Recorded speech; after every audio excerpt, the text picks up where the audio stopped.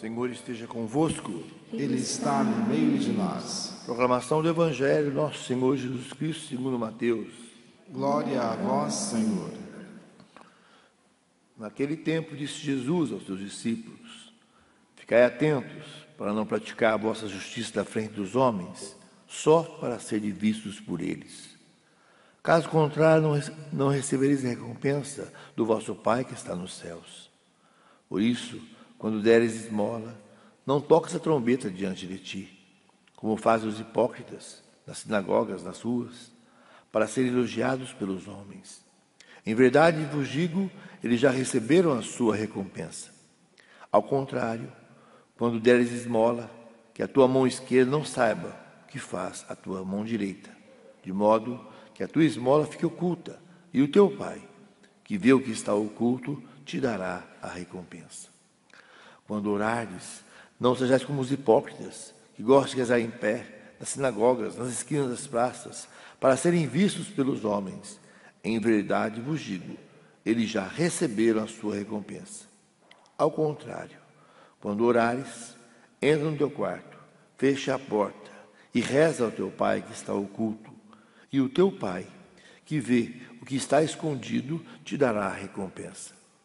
Quando jejuardes, não fiqueis com o rosto triste como os hipócritas. Eles desfiguram o rosto para que os homens vejam que estão jejuando. Em verdade vos digo, eles já receberam a sua recompensa. Tu, porém, quando jejuares, perfuma a cabeça, lava o rosto, para que os homens não vejam que estás jejuando. Mas somente teu Pai que está oculto. E o teu Pai, que vê o que está escondido, te dará a recompensa. Palavra da salvação. Glória a vós, Senhor.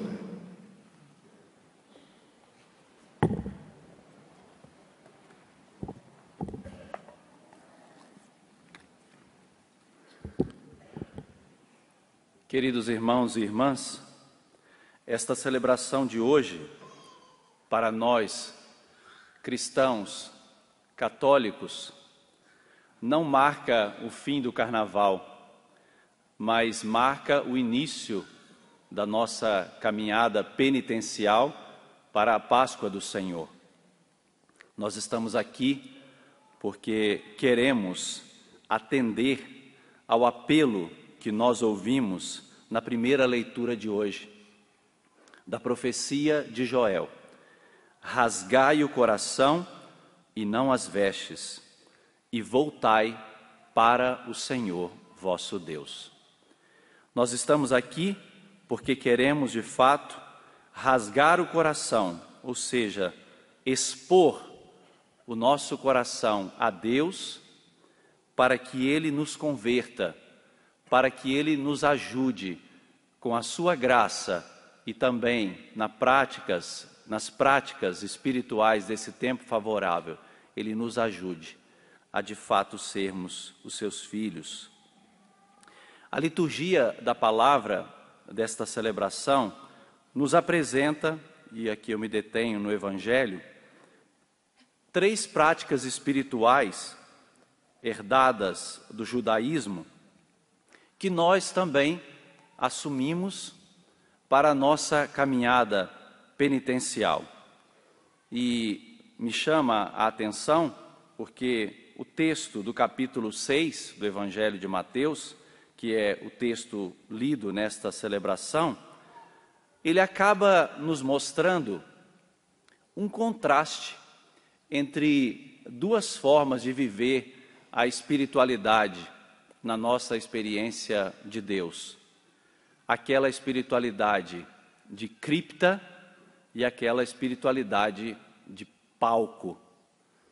Por que eu digo isso? Porque o próprio texto, você ouviu, por 3 vezes repetiu: o teu Pai que vê o que está oculto, ou seja, escondido, e a palavra original é cripta, e você entende muito bem que é uma cripta, né? Você sabe o que é uma cripta. O teu Pai que vê o que está oculto, te dará a recompensa. Do outro lado, nós ouvimos também 3 vezes, fazer algo na frente dos homens para serem admirados por eles. recompensa já recebida. Então, todo o texto trabalha nestas duas dimensões. E nós precisamos nos localizar. Se a nossa espiritualidade, se a nossa experiência de Deus é essa experiência da cripta, do escondido, aos olhos de Deus, ou se a nossa espiritualidade não passa de um exibicionismo para parecermos devotos e piedosos diante dos homens. Nós precisamos fazer esse exame de consciência, porque o Senhor nos chama a esta vida de intimidade, a estar na cripta, no escondido, onde só Ele vê, onde só Ele é capaz de penetrar o nosso coração.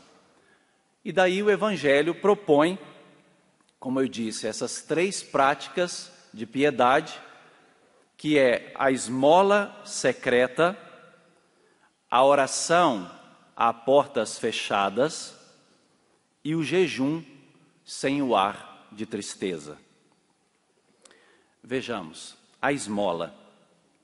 A esmola, ela aparece em alguns textos da Sagrada Escritura, mas a esmola, ela não é o ideal de vida fraterna. Ela não é o ideal do amor fraterno. Porque tem coisa mais humilhante do que você tirar umas moedinhas e entregar uma esmola para alguém? Não tem coisa mais humilhante do que isso. Filho de Deus nenhum foi criado para ser mendigo. Filho de Deus nenhum foi criado para ter que esperar dos nossos bolsos as nossas moedinhas. Não foram feitos para isso. Então, nós entendemos que a esmola, ela precisa ser algo provisório,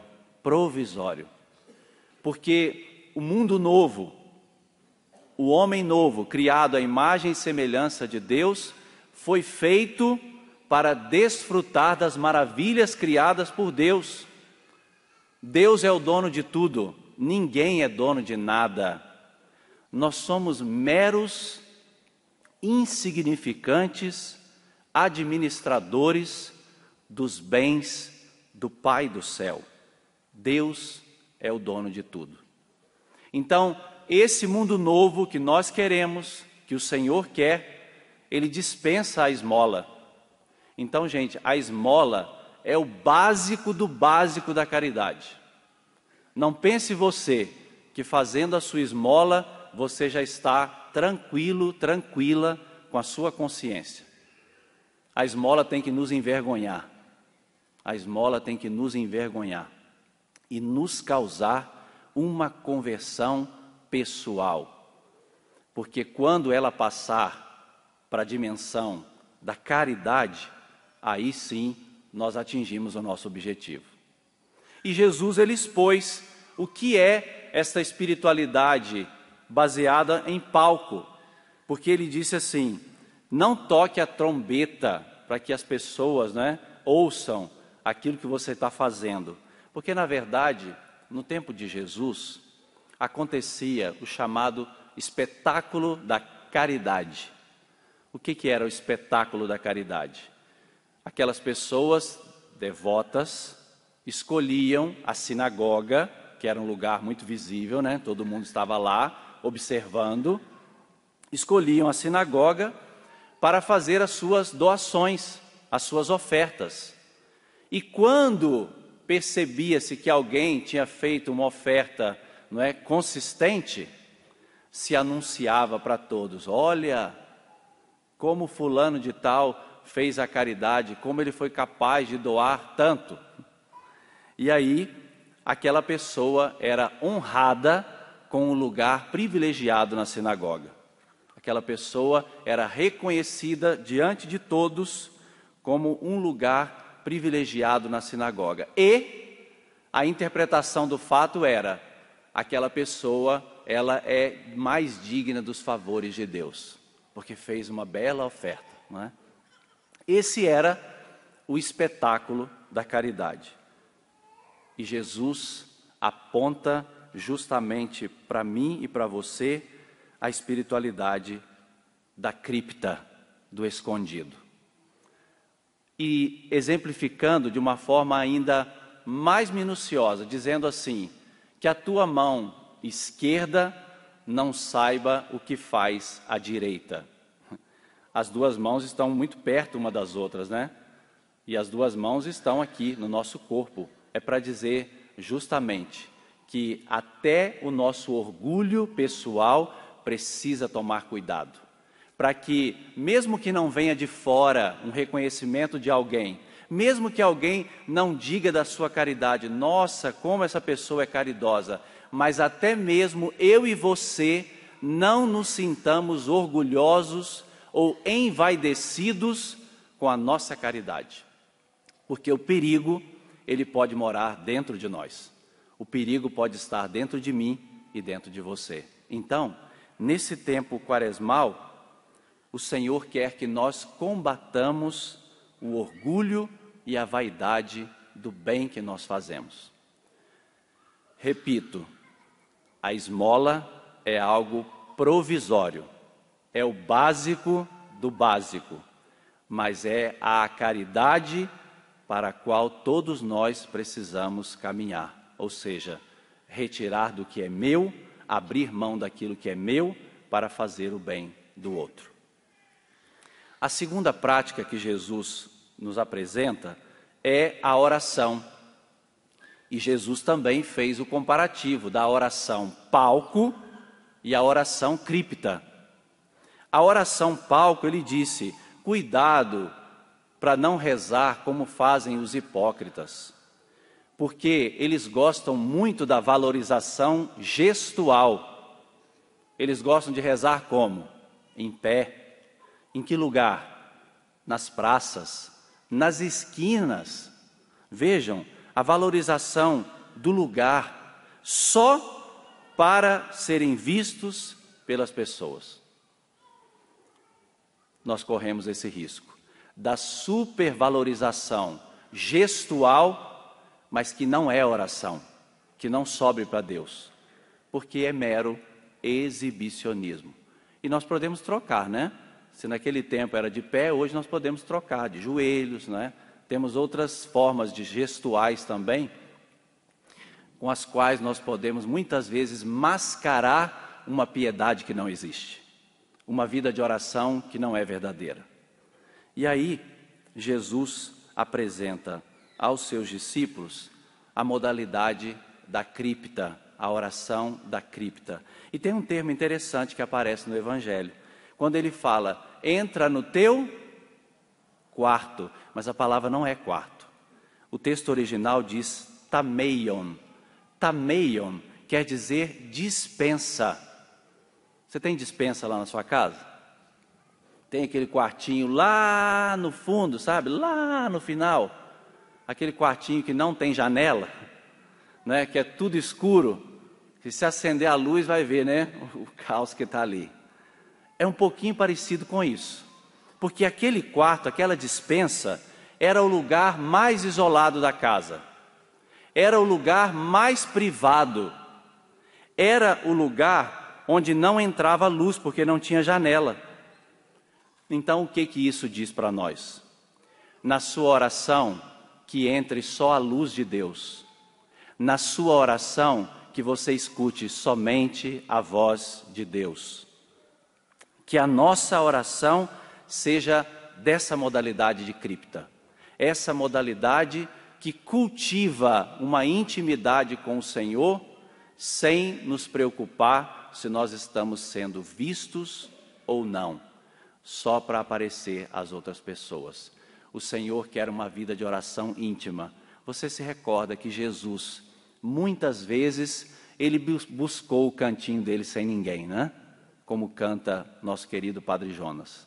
O cantinho sem ninguém, ou seja, a sós com o Pai, naquela intimidade, construindo o homem interior, para que depois ele pudesse fazer em tudo a vontade de Deus.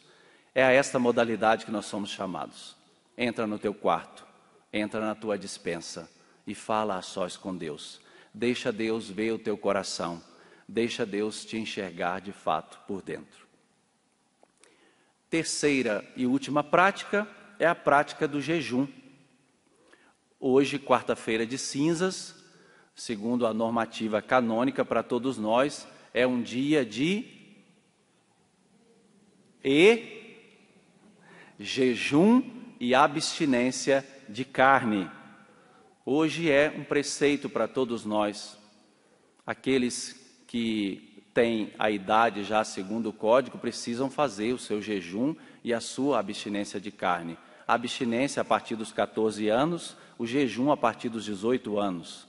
Exceto aquelas pessoas que estão doentes, estão fazendo um tratamento, as gestantes, né? Tudo isso está na doutrina católica. Mas hoje é um dia para nós penitencial.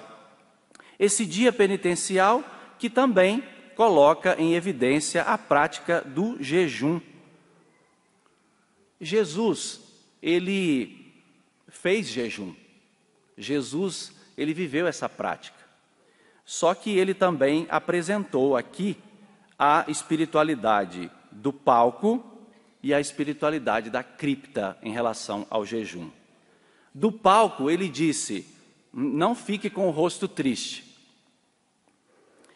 Aquelas pessoas que vivem o jejum como um sofrimento, não é? Algo terrível, que não vê a hora de acabar, de passar o dia.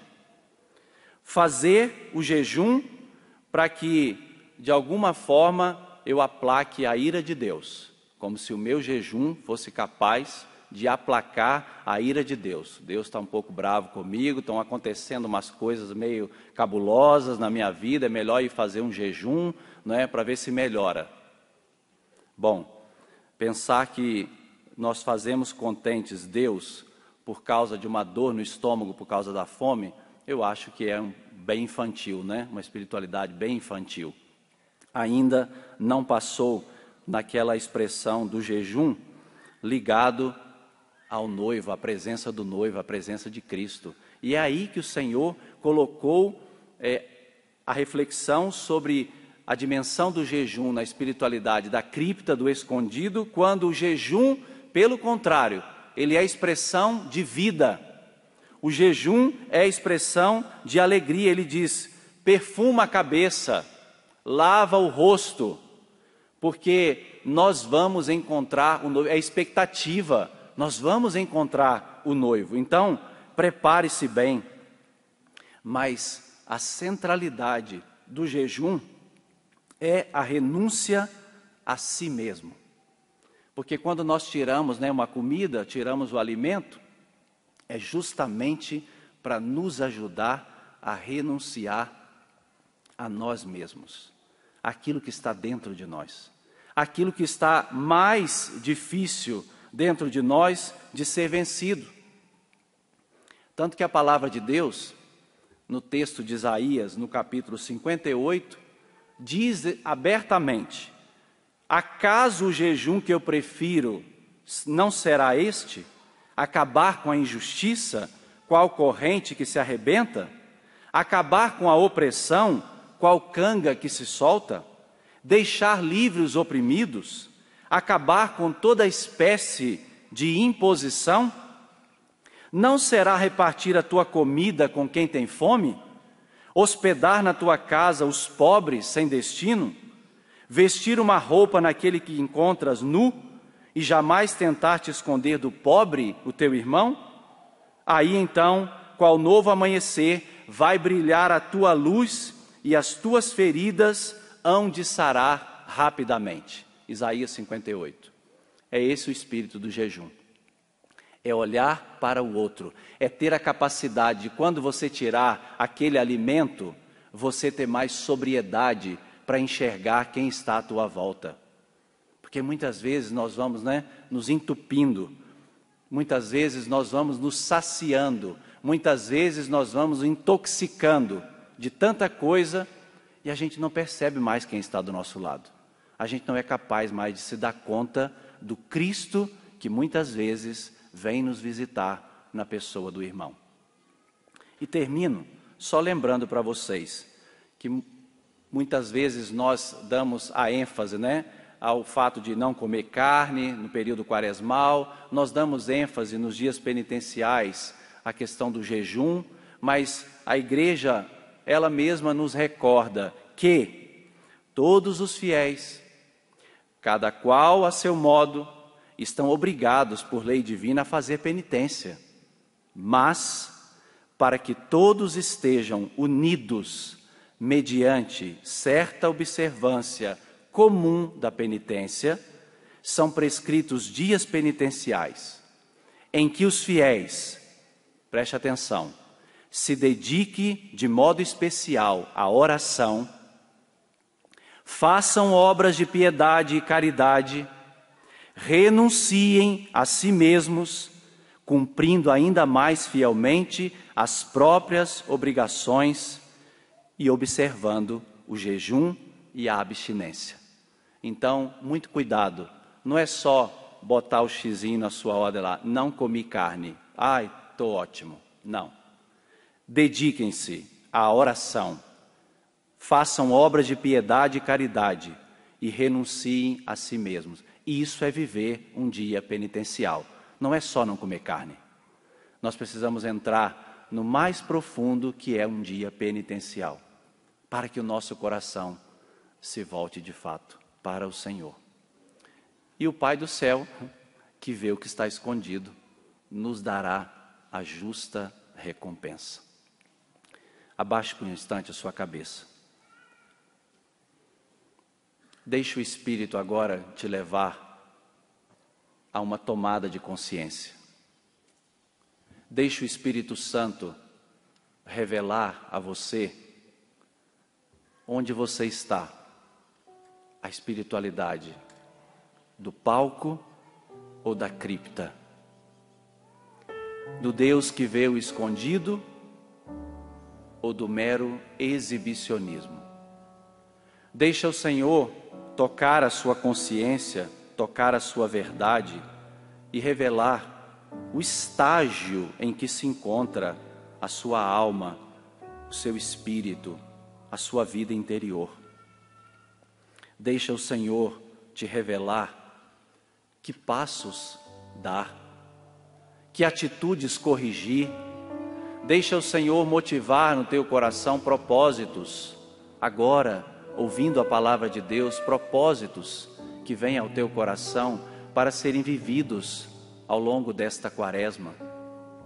Deixa o Senhor inspirar o teu coração a atitudes concretas de amor para o irmão, atitudes concretas na vida de oração, atitudes concretas nos seus dias penitenciais, que eles não sejam vazios, mas que eles sejam enriquecidos por práticas espirituais, por amor ao próximo. Vem, Senhor, e encontra-nos.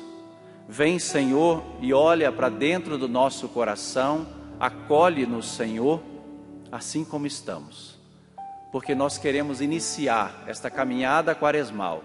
Nós queremos percorrer este caminho de conversão pessoal e comunitária, para que o nosso mundo seja melhor, a nossa família seja melhor, o nosso ambiente de trabalho seja melhor, a nossa comunidade seja melhor.